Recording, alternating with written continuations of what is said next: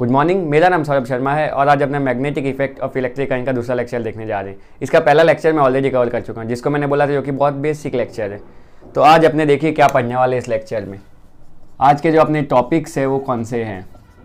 तो आज जो अपने को पहला टॉपिक पढ़ना है आज के दिन वो है ओरिएंटेड एक्सपेरिमेंट।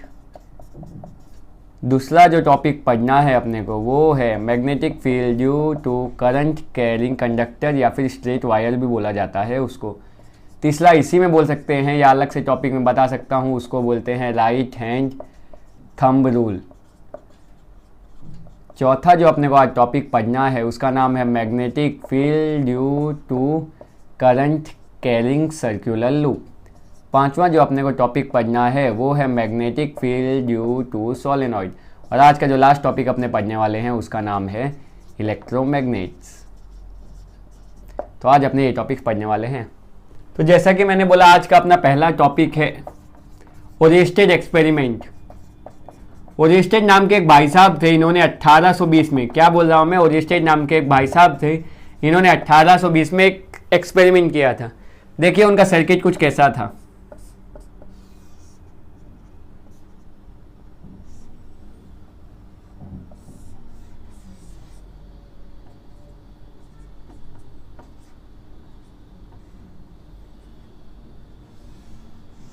सर जी आप ये क्या बना रहे हैं, तो मैं बोलूँगा बेसिकली इन्होंने कुछ ऐसा सर्किट बनाया था। अब मैं आपको इलेक्ट्रिसिटी पढ़ा चुका हूँ, अगर आपने वीडियो नहीं देखा हो तो आप जाके देख सकते हैं। करंट यहाँ से बहना शुरू होगा पॉजिटिव टर्मिनल से, हायर पोटेंशियल से, मतलब मेरा करंट यहाँ से बहना चाहिए। तो जैसे ही मैंने स्विच को बंद कर दिया, क्या बोला मैंने, जैसे ही मैंने स्विच को बंद कर दिया अपना सर्किट कंप्लीट हो गया। तो करंट यहाँ से बहना शुरू होगा, क्या बोला मैंने, करंट यहाँ से बहना शुरू होगा। यहाँ तक कोई दिक्कत नहीं था, यहां पर एक मैग्नेटिक नीडल या मैग्नेटिक कंपास ले लिया गया था मान लीजिए। तो जैसे इसमें करंट बहना शुरू हुआ तो ये सुई कुछ इस तरह डिफ्लेक्ट हो गई। ध्यान से सुनते जाइएगा मैं क्या बोल रहा हूं। जैसे इसमें करंट बहना शुरू हुआ वो सुई कुछ उस साइड में डिफ्लेक्ट हो गई। जब उस भाई साहब ने इसकी पोलरिटी बदल दी गई, मतलब ये पॉजिटिव हो गया आपका, ये नेगेटिव हो गया, ये पॉजिटिव हो गया, नेगेटिव हो गया, मतलब मेरे टर्मिनल चेंज हो गए। देखिए अब मैं लाल पेन से दर्शाता हूं, मतलब क्या, मेरा पॉजिटिव टर्मिनल, ये मेरा नेगेटिव टर्मिनल। आप बोलेंगे जी सर जी, जैसे ही मैंने कनेक्ट किया मतलब मेरा करंट कुछ ऐसा बहना शुरू होगा।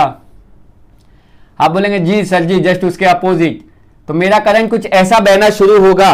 तो जब उस भाई साहब ने इसकी पोलरिटी बदली, जैसे ही करंट की डायरेक्शन बदली, इस सुई ने नाचना डोलना शुरू कर दिया। सुई ने भी अपनी जगह बदल दी, अपनी दिशा बदल दी। तो जैसे ही करंट बहता है वैसे ही सुई अपनी दिशा बदलती है। और इस भाई साहब के बाद पल्ले नहीं पड़ी कि भाई ये हो क्या रहा है, करंट की वजह से ये सुई क्यों डिफ्लेक्ट हो रही है, क्योंकि अपने को मालूम है ये बेसिकली मैग्नेटिक फील्ड होती है तो डिफ्लेक्ट होनी चाहिए। ये मैग्नेटिक फील्ड होती है तो डिफ्लेक्ट होनी चाहिए, पर यहां तो मेरे भाई ने कुछ किया नहीं, खाली उन्होंने करंट बहाया था। तो जैसे ही उन्होंने करंट बहाया वैसे ही नीडल ने मूव करना शुरू कर दिया। तो ऐसा पहली बार देखा गया कि करंट और मैग्नेटिक फील्ड का कुछ रिलेशन है। उसी को कहा जाता है magnetic effect of electric current, जो अपने चैप्टर का नाम भी है। देखिए करंट और मैग्नेट के बीच में पहली बार रिलेशन मिला गया। तो उस भाई साहब का ऐसा कहना था जब भी कभी करंट फ्लो होगा कोई कंडक्टर में तो हमेशा उसके आसपास एक मैग्नेटिक फील्ड पाई जाएगी। क्या बोला मैंने, जब भी करंट फ्लो होगा कंडक्टर में उसके आसपास एक मैग्नेटिक फील्ड पाई जाएगी। ये एक्सपेरिमेंट से उस भाई का ऐसा मानना था और ऐसा उन्होंने कहा था कि whenever then there is current flow in the circuit then there will be magnetic field around it, मतलब करंट की वजह से मैग्नेटिक फील्ड प्रोड्यूस होती है। ये पहली बार बताया गया था और ये बताया था ओरिएंटेड भाई साहब ने। तो जो आज अपने को दूसरा टॉपिक पढ़ना है वो है magnetic field due to straight current carrying conductor या फिर वायर। अब बोलेंगे सर जी आप ये क्या लिख रहे हैं, टेंशन मत लीजिए मैं समझाता हूँ ना मैं क्या लिख रहा हूँ। Magnetic field due to straight current carrying conductor या फिर वायर। ध्यान से देखिए, मैं एक स्ट्रेट वायर बनाने की कोशिश करता हूं। मान लीजिए मैंने ले लिया एक स्ट्रेट वायर, ठीक है।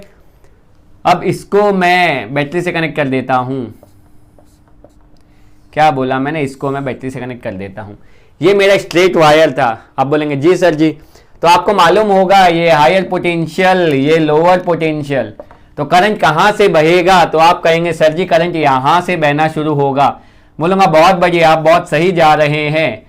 करंट पॉजिटिव टर्मिनल से फ्लो होना शुरू होगा, नेगेटिव टर्मिनल की ओर बहते हुए आएगा। तो ये मान लीजिए मेरा स्ट्रेट वायर है। अब इसमें जैसे ही करंट बहा तो ओरिएंटेड भाई साहब ने बताया था कि मैग्नेटिक फील्ड प्रोड्यूस होगी। क्या बोल रहा हूं मैं, ध्यान से सुनते जाइएगा, आपको मजा आएगा।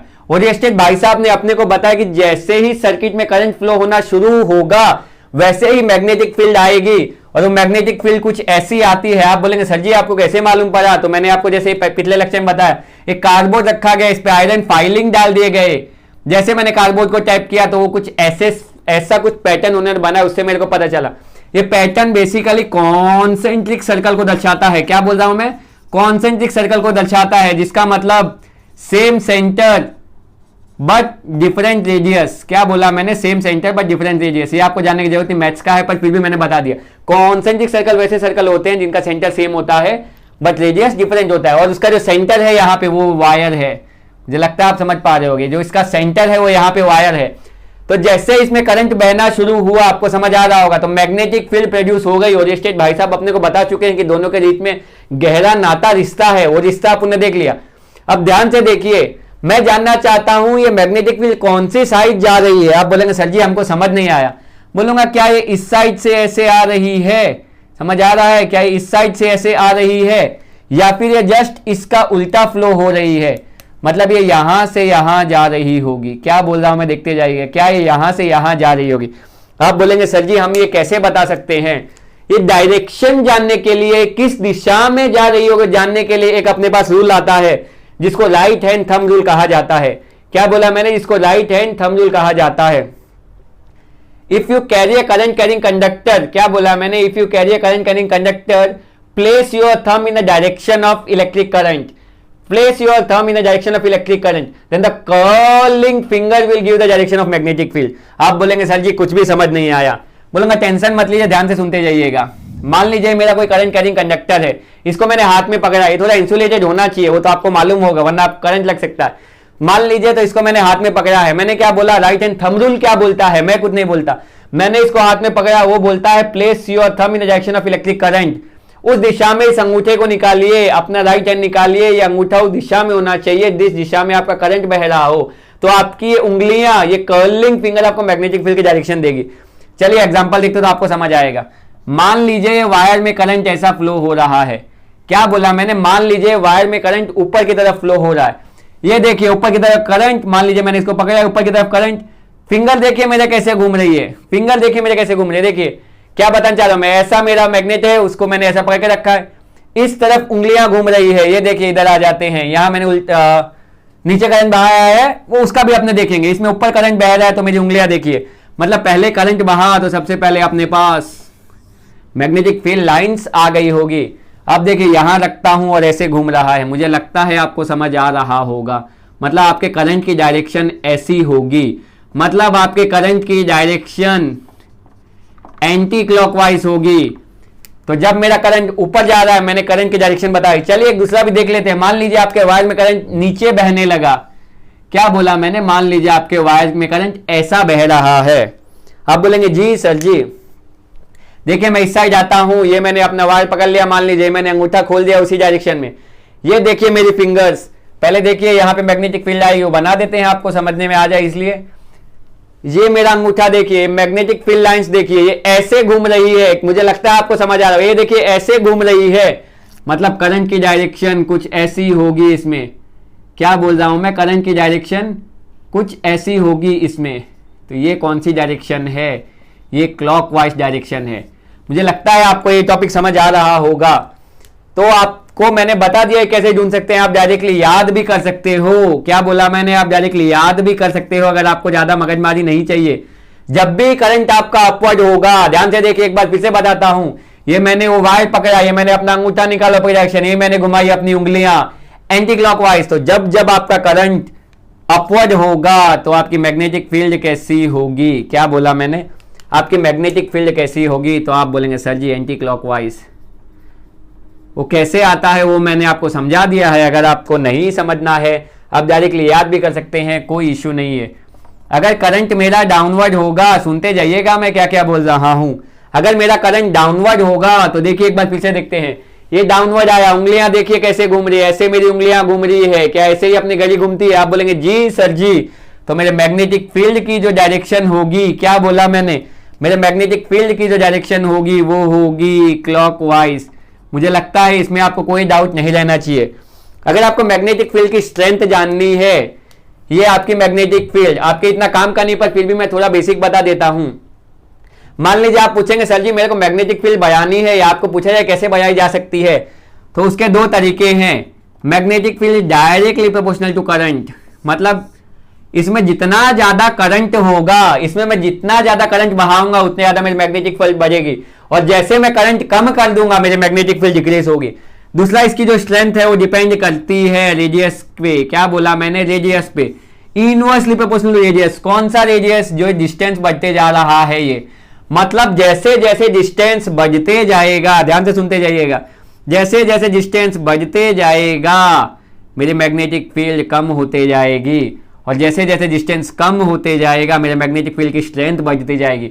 मुझे लगता है आपको समझ आया होगा। आपको स्ट्रेट करंट कैरिंग कंडक्टर या वायर जो भी बोले, उसमें आपको इतना पता होना चाहिए कि डायरेक्शन कैसे ढूंढते हैं। राइट एंड थंब रूल मैंने आपको बताया, इसमें कैसे आप ढूंढ सकते हो, और मैंने आपको बोला अगर आपको कुछ नहीं करना है तो आप सिंपल सा ये याद कर सकते हैं।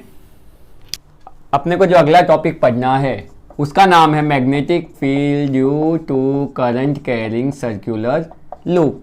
क्या बोला मैंने? Magnetic field due to current carrying circular loop. चलिए देखते हैं। अभी अपन ने देखा कि स्ट्रेट वायर में क्या कहानी होती है। मान लीजिए ऐसा मैं एक लूप बना देता हूं। क्या बोला मैंने? मान लीजिए मैं ऐसा एक लूप बना देता हूं। चलिए इसमें यहां से करंट बहाना शुरू करते हैं। तो क्या ये करंट आपका ऐसे जाएगा? आप बोलेंगे जी सर जी, तो ये करंट मान लीजिए यहां से बाहर आ रहा है। अब आपको इसमें भी डायरेक्शन ढूंढनी है, और डायरेक्शन के लिए अपने पास एक ही रूल है, राइट हैंड थंब रूल। और रूल है लेकिन अपने पास लूप में जो मैंने स्ट्रेट वायर पाया उसमें, और सोलेनॉइड में बेसिकली अपने को राइट हैंड रूल ही यूज करना है। चलिए इसमें डायरेक्शन कैसे ढूंढते हैं। अब बोलेंगे सर जी इसमें क्या कर सकते हैं। इसमें देखिए मैं एक छोटा सा हिस्सा तो ले सकता हूं, ये लगभग अपना देखिए स्ट्रेट वायर की तरह काम करेगा। मतलब देखिए करंट की डायरेक्शन, मैग्नेटिक फील्ड बेसिकली अंदर की ओर होगी।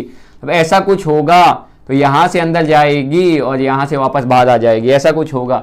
मान लीजिए ऊपर देखते हैं, मान लीजिए अभी दूसरा अपने ये वाला हिस्सा लेते हैं, तो इसमें भी देखिए ऐसा है। तो मैग्नेटिक फील्ड वापस आपकी अंदर की ओर ही होगी। मतलब मान लीजिए मैं आई से बता देता हूं।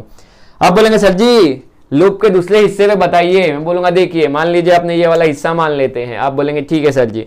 यहाँ पे देखिए करंट की डायरेक्शन, मैग्नेटिक फील्ड की डायरेक्शन देखिए तो वापस अंदर की ओर ही आ रही है। मतलब मैंने जब यहाँ लिया तब भी मैग्नेटिक फील्ड अंदर की ओर जा रही थी, मैंने दूसरी साइड लिया तब भी मैग्नेटिक फील्ड अंदर की ओर जा रही है। इससे अपने क्या पता लगा सकते हैं कि एक बार लूप में घुसने के बाद मैग्नेटिक फील्ड की डायरेक्शन सेम रहती है। क्या बोला मैंने? एक बार लूप में घुसने के बाद मैग्नेटिक फील्ड की डायरेक्शन सेम रहती है। मुझे लगता है यहां तक आपको समझ आया होगा। आप बोलेंगे सर जी आप इसे बताना क्या चाहते हैं। देखिए इसको मैं अगर मैग्नेट से कनेक्ट करूं तो आपको मालूम है बार मैग्नेट। आप बोलेंगे जी सर जी पिछले वीडियो मैंने पढ़ाया है, आपने नहीं देखा तो आप जाके देख सकते हैं। उसमें मैग्नेटिक फील्ड लाइन ऐसी होती है। क्या बोला मैंने? उसमें मैग्नेटिक फील्ड लाइन ऐसी होती है, आप देख सकते हैं, उसमें मैंने डिटेल में एक्सप्लेन किया है। अगर ध्यान से देखें तो ऐसा बोला जाता है magnetic field start from north and in south. मतलब वो नॉर्थ से निकलती है और साउथ में घुस जाती है, या साउथ में एंड होती है।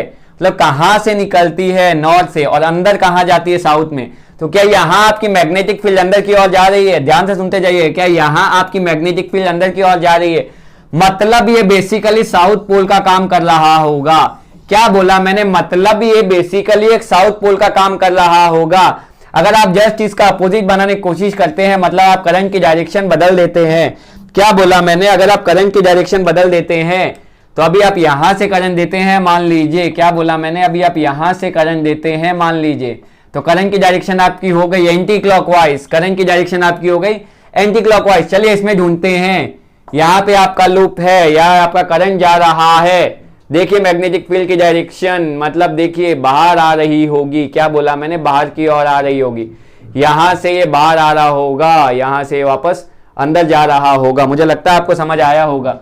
ऊपर देखिए अगर मैं ये वाला हिस्सा लूं तो इसमें करंट की डायरेक्शन और ये मैग्नेटिक फील्ड देखिए, तो बेसिकली मैं ओ लिख देता हूं। मुझे लगता है आपको समझ आ रहा होगा। चलिए दूसरे हिस्से पे आ जाते हैं। यहाँ पे करंट की डायरेक्शन नीचे की ओर, मैग्नेटिक फील्ड लाइन फिर से बाहर की ओर, मतलब बाहर की ओर जा रही है। मतलब मैग्नेटिक फील्ड बाहर की ओर कहां से जा रही है? यहां से। मतलब ये बेसिकली नॉर्थ पोल की तरह एक्ट कर रहा होगा। क्या बोला मैंने? मतलब ये बेसिकली नॉर्थ पोल की तरह एक्ट कर रहा होगा। अगर आपको ये सब मगजमारी में नहीं पढ़ना है, आपको एक सिंपल चाहिए, जैसे मैंने आपको स्ट्रेट वायर में बताया था, तो वैसे देखिए मैं सिंपल सा बता देता हूं।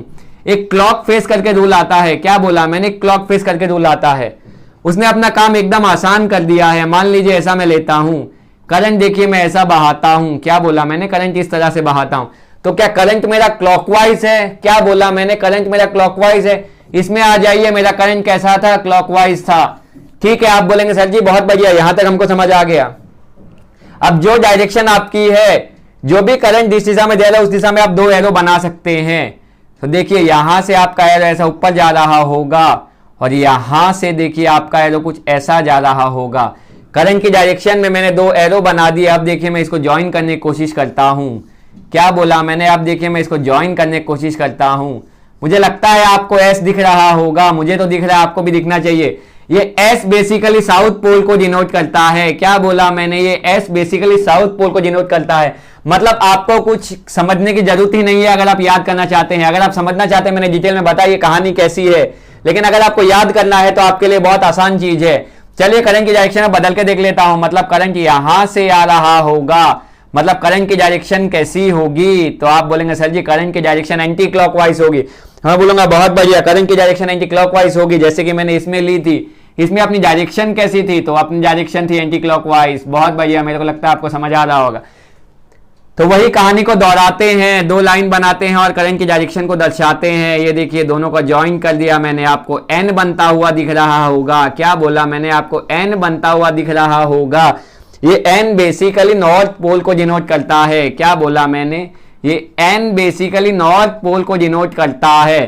तो आप ये डायरेक्टली याद कर सकते हैं। अगर आपको समझना नहीं है मैग्नेटिक फील्ड अंदर जा रहा है बाहर आ रहा है, तो आप बेसिकली डायरेक्टली याद कर सकते हैं कि अगर करंट एंटी क्लॉकवाइज, मैं लिख देता हूं यहां पे कि मेरा करंट अगर एंटी क्लॉकवाइज होगा, क्या बोला मैंने, करंट अगर मेरा क्लॉकवाइज होगा तो क्या बनेगा, साउथ पोल। करंट मेरा क्लॉकवाइज होगा तो क्या बनेगा, साउथ पोल। सिमिलरली अगर करंट मेरा एंटी क्लॉकवाइज होगा, क्या बोला मैंने, अगर करंट मेरा एंटी क्लॉकवाइज होगा तो अपने क्या मिलेगा, तो अपने को मिलेगा नॉर्थ पोल। वो कैसे होता है वो मैंने आपको मैग्नेट से रिलेट करके बता दिया गया है। ये मान लीजिए आपका पोल है, यहां से मैं करंट बहा रहा हूं, यहां से मैं करंट बहा रहा हूं। बेसिकली इसे कार्डबोर्ड ले लिया गया है, क्या बोला मैंने, कार्डबोर्ड ले लिया गया। मान लीजिए कार्डबोर्ड में ऐसा होल कर दिया है, उसके थ्रू पास कर दिया। मुझे लगता है आप समझ पा रहे होंगे। ये देखिए इसको अगर मैं कनेक्ट कर दूं तो ये अपना पूरा एक लूप फॉर्म हो रहा है। मुझे लगता है आपको समझ आ रहा होगा। बेसिकली कुछ ऐसा, कुछ ध्यान से देखें तो आपका ये लूप फॉर्म हो रहा है। मुझे लगता है अब आपको समझ आ रहा होगा, ऐसा कुछ लूप फॉर्म हो रहा है। इन लोग ने किया क्या, एक कार्डबोर्ड ले लिया है, क्या बोला मैंने, कार्डबोर्ड ले लिया है, उसके थ्रू इसको पास कर दिया गया है, जो कि अपने इजीली कर सकते हैं। मैं आपको ऑलरेडी बता चुका हूं। अब देखिए अपना कौन सा, ये हायर पोटेंशियल पे है, मतलब यहां से करंट बहना शुरू होगा तो क्या ये करंट का डायरेक्शन होगा। आप बोलेंगे जी सर जी यही तो करंट का डायरेक्शन होगा। ठीक है, मुझे लगता है यहां तक आपको मालूम पड़ गया होगा। अब चलिए इसमें बेसिकली डायरेक्शन ढूंढ लेते हैं। अब इसमें करंट आया तो मैग्नेटिक फील्ड को भी आना चाहिए। मैं आपको समझाने की कोशिश कर रहा हूं।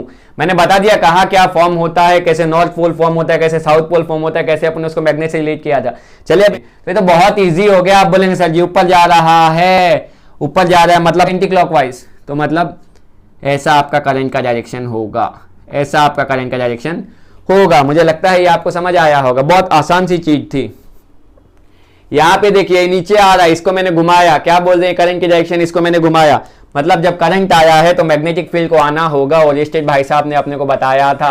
अब देखिए नीचे आ रहा है तो करंट की डायरेक्शन क्या होगी, करंट की डायरेक्शन होगी क्लॉकवाइज, जो कि ढूंढना बहुत ही आसान है। बीच में से ऐसा बोला जाता है कि कुछ लाइन स्ट्रेट पास हो रही होगी लूप में से कुछ लाइन स्ट्रेट पास हो रही होगी और बाकी कुछ लाइन ऐसी आपकी फॉर्मेशन हो रही होगी। क्या बोला मैंने, बाकी कुछ लाइंस आपका ऐसा फॉर्मेशन हो रहा होगा। बेसिकली मैं मानता हूँ फिगर बहुत बढ़िया नहीं है, पर मेरे को लगता है आपको समझ आया होगा। एंड कार्डबोर्ड के थ्रू उन्होंने पास कर दिया गया है। तो मैंने आपको बताया, देखिए लाइन पास हो रही है ये अपना ऊपर की तरफ। और मैंने आपको पहले जो अपन ने पढ़ा है स्ट्रेट वायर, उसमें मैंने बताया था अगर करंट ऊपर की ओर तो magnetic field wise anti clockwise. देखिए आपको यहाँ साफ साफ दिख रहा है। मान लीजिए करंट मेरा नीचे की ओर, तो मैंने कहा था याद कर सकते हैं, तो मैग्नेटिक फील्ड की डायरेक्शन क्लॉकवाइज, ये अपने बुक में दिया गया है। अगर मैं आपको बताना चाहूँ, एग्जाम में लूप नहीं आने वाला है, बोर्ड एग्जाम के लिए सर्कुलर लूप इंपॉर्टेंट नहीं है, लेकिन मैं इसको सोलेनॉइड में कंटिन्यू करना चाहता हूँ, इसलिए मैंने आपको बता दिया है। आपको ये फिगर ध्यान में रख सकते हैं। अगर नहीं भी रखना है तो इस साल बोर्ड एग्जाम में नहीं है, खाली नॉलेज के लिए है। आपको north pole south pole formation important है, वो आप याद रख सकते हैं। अगला जो अपने टॉपिक पढ़ने वाले हैं वो है magnetic field due to solenoid. क्या बोला मैंने? Magnetic field due to solenoid. आप पूछेंगे सर जी क्या होता है ये solenoid? Solenoid is a long coil containing large number of turns of insulated copper wire. अब बोलेंगे सर जी आप क्या बोल रहे हैं? Solenoid is a long coil containing large number of turns of insulated copper wire. मान लीजिए मैंने कॉपर का इंसुलेटेड कॉपर वायर लिया, उसको मैंने लार्ज नंबर ऑफ टर्न्स मतलब ऐसे गोल गोल गोल गोल टर्न्स में घुमा दिया गया, तो बेसिकली अपना सोलेनॉइड हो जाएगा। क्या बोला मैंने? वो बेसिकली अपना सोलेनॉइड हो जाएगा। तो ये इसका पॉजिटिव टर्मिनल है, नेगेटिव टर्मिनल। तो आप बोलेंगे सर जी हमें मालूम है यहाँ से करंट बहना शुरू होगा, तो क्या ये करंट आपका ये अंदर आएगा, यहाँ से बाहर जाएगा, अंदर आएगा, यहाँ से बाहर जाएगा, मतलब ये करंट यहाँ आके यहाँ से निकल जाएगा। आप बोलेंगे जी सर जी ये सब तो अपने को मालूम है। ठीक है, मान लीजिए मैं यहाँ से ये लूप निकाल लेता हूँ। अभी आप उन्हें पढ़ा सर्कुलर लूप की कहानी। इसमें देखिए करंट कैसा है। क्या बोला मैंने? इसमें देखिए करंट कैसा है। करंट है अपना क्लॉकवाइज। क्या बोला मैंने? करंट है अपना क्लॉकवाइज। तो कौन सा पोल बनना चाहिए? अभी मैंने बताया। जल्दी बोलो बच्चे लोग, कौन सा पोल बनना चाहिए? जल्दी बोलो कौन सा पोल बनना चाहिए। अगर आपको नहीं याद तो मैंने एक ट्रिक और बताई थी कि दोनों को डायरेक्शन बना लीजिए, उनको ज्वाइन कर दीजिए। मुझे लगता है आपको दिख रहा होगा, साउथ पोल बनना चाहिए। तो जब करंट क्लॉकवाइज तो आपका साउथ पोल फॉर्म होगा, मतलब यहाँ देखिए कुछ ऐसा आपका साउथ पोल फॉर्म होगा, एस फॉर्म होगा। ये मैं आपको ऑलरेडी इसीलिए याद करा चुका हूँ कि आप डायरेक्टली याद कर सकते हैं। चलिए मुझे लगता है यहाँ तक आपको समझ आया होगा। अब ऐसा बोला जाता है ये अगर एस बन रहा है तो यहाँ पे साउथ पोल होना चाहिए, तो यहाँ पे फिर नॉर्थ पोल होना चाहिए। आप बोलेंगे सर जी ये आपने कैसे बोला? ऐसा बोला जाता है solenoid act as a bar magnet, मतलब नॉर्थ और साउथ। तो मान लीजिए मैंने आपको पिछले लेक्चर में मैंने बता चुका हूं ऑलरेडी, जो मेरा बेसिक लेक्चर था उसमें, कि मैग्नेट हमेशा डाइपोल होता है। अगर आप उसको बीच में से काट देंगे तो यहाँ एक दूसरा साउथ पोल आ जाएगा, यहाँ एक नॉर्थ पोल आ जाएगा। मतलब अगर ये मेरा साउथ पोल है तो यहाँ मेरा नॉर्थ पोल होना चाहिए। और ऐसा क्यों बोला जाता है? क्योंकि अगर आपने देखा है बार मैग्नेट तो इसकी ऐसी मैग्नेटिक फील्ड होती है। आप बोलेंगे जी सर जी ये तो हमें मालूम है। तो यहाँ देखिए वो साइड नॉर्थ पोल फॉर्म हो रहा है, तो इसकी जो सोलेनॉइड की जो मैग्नेटिक फील्ड रहती है वो कुछ ऐसी रहती है। देखते जाइएगा, मज़ा आएगा। कुछ लाइन ऐसे स्ट्रेट भी पास होती है, तो ऐसी कुछ मैग्नेटिक फील्ड रहती है ड्यू टू सोलेनॉइड। क्या बोला मैंने? ऐसी कुछ मैग्नेटिक फील्ड रहती है ड्यू टू सोलेनॉइड। आप बोलेंगे सर जी समझ नहीं आया। ये देखिए नॉर्थ से निकल रही होगी, मतलब ये फील्ड यहाँ से निकल रही होगी, यहाँ वापस आ रही होगी, यहाँ से निकल रही होगी, यहाँ वापस आ रही होगी, यहाँ से कहाँ गया, यहाँ से निकल रही होगी, यहाँ वापस आ रही होगी। ये अपनी होती है magnetic field due to solenoid. मुझे लग रहा है आपको समझ आ रहा होगा। ये देखिए कैसे, तो ये बार मैग्नेट जैसी ही होती है। इसके अंदर मैग्नेटिक फील्ड ऐसा बोला जाता है यूनिफॉर्म होती है, मतलब सोलेनॉइड के अंदर मैग्नेटिक फील्ड एक जैसी होती है, इसलिए उसको यूनिफॉर्म भी कहा जाता है। अब आप बोलेंगे सर जी मैग्नेटिक स्ट्रेंथ कैसे बढ़ा सकते हैं? तो उसके कौन से फैक्टर्स पे वो डिपेंड करता है? तो पहला तो वो करंट पे डिपेंड करता है, मतलब magnetic field directly proportional to current, जितना ज़्यादा करंट उतनी ज़्यादा मैग्नेटिक फील्ड। दूसरा magnetic field is direct proportional number of turns per unit length, मतलब मान लीजिए ये देखिए मैंने ऐसा बनाया है, आपने देखा ऊपर, अगर मैं इसको ऐसा बनाता हूँ तो इसकी मैग्नेटिक फील्ड ज़्यादा होगी। मतलब एक लेंथ में, एक यूनिट लेंथ में कितने नंबर ऑफ मैंने टर्न्स दे दिए हैं, एक यूनिट लेंथ में मैंने कितने नंबर ऑफ टर्न्स दिए हैं, उस पर डिपेंड करता है। मतलब जितने ज़्यादा टर्न्स होंगे, मतलब जितना ऐसा पतला होगा उतना ज़्यादा आपका स्ट्रेंथ होगा। और तीसरा जो आपका है वो है नेचर ऑफ मटेरियल या nature of core of material, मतलब ये मैग्नेट सोलेनॉइड आपका खोखला होता है। क्या बोला मैंने? सोलेनॉइड खोखला होता है। अगर इसके अंदर मैं सॉफ्ट आयरन रख दूंगा, जो मैं आगे डिस्कस करने वाला हूं, तो कुछ अलग तरीके से बिहेव करेगा। अगर इसी की जगह मैं स्टील रख देता हूं तो कुछ अलग तरीके से बिहेव करेगा। इसलिए नेचर ऑफ मटेरियल पे डिपेंड भी करता है। इसी के साथ ये वैसे एग्जाम के लिए बहुत ज़्यादा इंपॉर्टेंट है, बोर्ड एग्जाम के लिए। इसी के साथ अपने सोलेनॉइड पर चर्चा पूरी हुई। आज का जो आखिरी टॉपिक अपने पढ़ने वाले हैं उसका नाम है इलेक्ट्रोमैग्नेट्स, जो जैसे कि मैंने बताया था टॉपिक्स टू बी कवर्ड में। आज का अपना आखिरी टॉपिक है इलेक्ट्रोमैग्नेट। अब बोलेंगे सर जी क्या होते हैं इलेक्ट्रोमैग्नेट? तो electromagnet is a magnet of long coil of insulated copper wire which is wrapped around soft iron core and it is magnetized when electric current is passed through it। बहुत सारी अंग्रेजी हो गई। अब बोलेंगे सर जी आप ये क्या बोल गए? इलेक्ट्रोमैग्नेट वो होते हैं जैसे कि एक तरह का सोलेनॉइड ही होता है, पर सोलेनॉइड खोखला होता है। क्या बोला मैंने? सोलेनॉइड खोखला होता है, उसके अंदर कुछ भी नहीं होता है। जब सोलेनॉइड में मैं कोई मटेरियल डाल देता हूं, जैसे मैंने डाल दिया सॉफ्ट आयरन कोर या सॉफ्ट आयरन, इसमें मैंने सॉफ्ट आयरन रख दिया और इसके अराउंड मैंने सोलेनॉइड या सोलेनॉइड रैप था उसके अंदर मैंने एक सॉफ्ट आयरन डाल दिया, तो जब इसमें से करंट पास होना शुरू होगा, क्या बोला मैंने, जब इसमें से करंट पास होना शुरू होगा तो ये मटेरियल मैग्नेटाइज होना शुरू हो जाएगा। मैग्नेटाइज शुरू होना होगा, इसमें मतलब कहने का मतलब इसमें मैग्नेटिज्म आ जाएगा। लेकिन ये कब तक रहेगा, जब तक ये करंट बहते रहेगा तब तक ये इलेक्ट्रॉन, तब तक ये ऐसा होगा। बट जैसे ही मैं करंट को बंद कर देता हूं, जैसे ही मैं करंट निकाल देता हूं, इसका मैग्नेटिज्म लॉस हो जाएगा। मतलब ये बेसिकली टेम्पररी मैग्नेट भी कहा जाता है इनको। क्या कहा जाता है, टेम्पररी मैग्नेट। चलिए एक बार फिर से दोहराता हूं, मैंने क्या बोला कि सोलेनॉइड जो खोखला था उसके जगह अपन एक रैप आयरन डाल दिया, एक सॉफ्ट आयरन डाल दिया, सॉरी। जब उसको मैंने करंट से कनेक्ट किया तो उसमें मैग्नेटिज्म आ गया, उसमें मैग्नेटिज्म आ गया। तो ऐसे सब्सटेंस को ही अपने कहते हैं इलेक्ट्रोमैग्नेट। क्या बोला मैंने, ऐसे सब्सटेंस को ही अपने कहते हैं इलेक्ट्रोमैग्नेट। ये अपना सोलेनॉइड था, उसमें एक आयरन रखा गया, उसमें मैंने बहाया करंट, करंट बहना शुरू हुआ। जैसे ही करंट आया वैसे इसमें मैग्नेटाइज हुआ सब्सटेंस, मतलब मैग्नेटिज्म आ गया। और जैसे ही करंट गया वैसे ही इसने अपना मैग्नेटिज्म लॉस कर दिया। मतलब this are temporary magnets, this are temporary magnets, और वही होते हैं अपने इलेक्ट्रोमैग्नेट्स। अगर मैं सॉफ्ट आयरन की जगह स्टील रख दूंगा, क्या बोला मैंने, अगर मैं सॉफ्ट आयरन की जगह स्टील रख दूंगा तो कहानी पूरी चेंज हो जाएगी। कहानी वैसी है शुरुआत की, किसमें करंट बहेगा, बहुत बढ़िया। तो आप बोलेंगे सर जी अब तो हमें मालूम है ये मैग्नेटाइज होगा, मैं बोलूंगा बहुत बढ़िया। सर जी इसमें मैग्नेटिज्म भी आएगा, मैं बोलूंगा और बढ़िया। और सर जी जब आप करंट, बस यहीं पे कहानी बदल जाएगी, जब मैं करंट निकाल दूंगा तो भी इसमें मैग्नेटिज्म रहेगा। मतलब इसको मैं परमानेंट मैग्नेट कहता हूं। क्या बोला मैंने, इसको मैं परमानेंट मैग्नेट कहता हूं क्योंकि करंट निकालने के बाद भी इसमें मैग्नेटिज्म रहेगा। जबकि इसमें ऐसा नहीं होता है, करंट के जाते ही मैग्नेटिज्म कहीं चले जाता है, खो जाता है, और करंट के आते ही मैग्नेटिज्म फिर से आ जाता है। वो होते हैं इलेक्ट्रोमैग्नेट। देख लेते हैं कौन से फैक्टर पे बढ़ा सकते हैं या कैसे इसको इंक्रीज किया जा सकता है। तो एक तो करंट पे डिपेंड करता है, जितना ज्यादा करंट उतना ज्यादा मैग्नेटिज्म।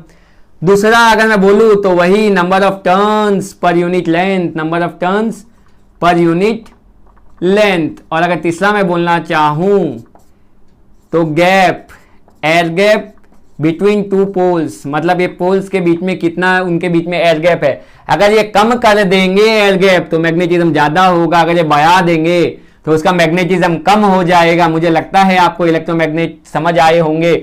इसी के साथ आज का अपना बेहतरीन लेक्चर खत्म होता है। अगर आपको वीडियो पसंद आया हो तो आप लाइक कर सकते हैं।